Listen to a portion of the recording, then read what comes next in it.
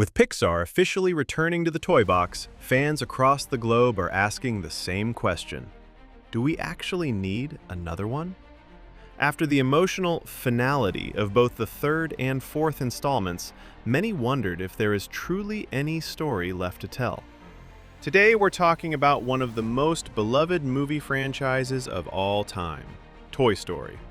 It is a series where, somehow, every single sequel just keeps getting better and better. But with a track record that perfect, is Pixar taking a massive gamble by making Toy Story 5? Here are the top 5 reasons why we actually need Toy Story 5. Number 5. Reclaiming the original crew.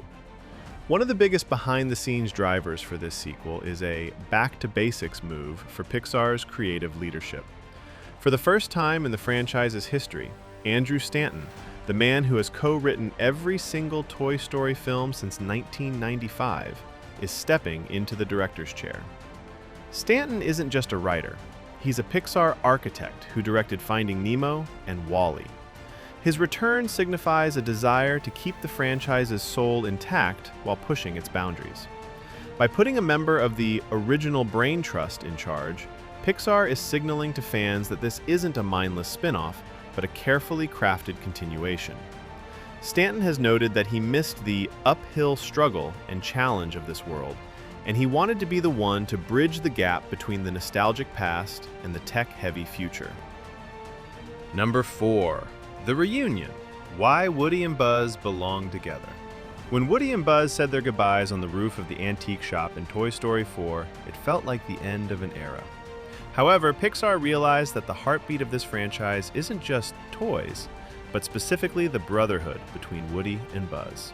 Separating them was a bold choice, but many fans felt the duo dynamic was the missing ingredient that defines the series.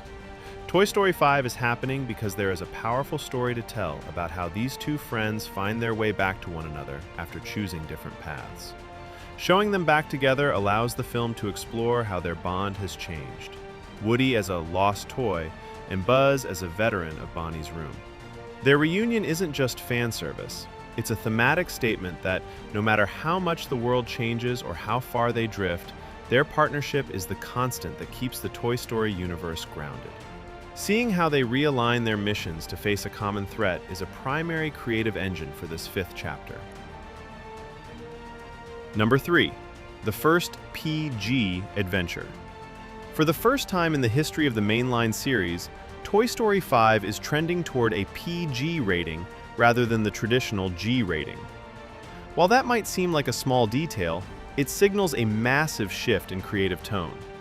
The children who saw the original Toy Story in theaters in 1995 are now in their late 30s and 40s.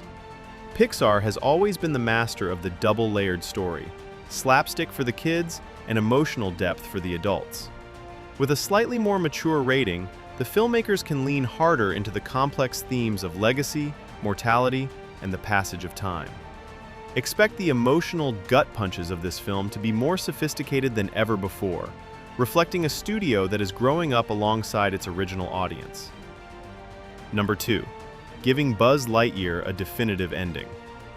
While Toy Story 4 was a perfect swan song for Woody, many fans felt that Buzz Lightyear was pushed to the sidelines. His inner voice subplot was comedic, but it didn't offer the same emotional growth we saw in the first 3 films. Toy Story 5 is the chance to balance the scales. With Tim Allen confirmed to return, the story is expected to put Buzz back in the driver's seat. Early reports suggest a conflict involving a massive army of 50 commemorative Buzz Lightyear action figures stuck in a malfunctioning demo mode. This setup isn't just for laughs. It's a direct way to force our Buzz to confront his own identity, his past, and his future. If Woody found his peace in the 4th film, the 5th film is set up to do the same for the Space Ranger. Finally, number 1. The existential threat, tech versus toys.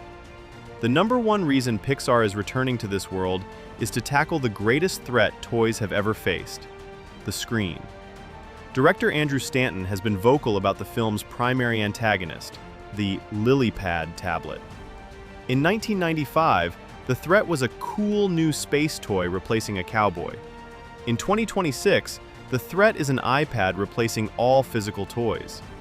Children today are trading plastic and plush for pixels and glass. This shift provides the perfect thematic villain for the franchise. It allows Pixar to comment on the modern world while putting the toys in a situation where they are truly obsolete. How does a toy compete with an infinite digital world? It's a battle for the very soul of childhood, and it's a story only Toy Story can tell. Ultimately, the reason we keep returning to the toy box isn't just about nostalgia. It's about the profound human truths Pixar manages to pack into plastic and plush.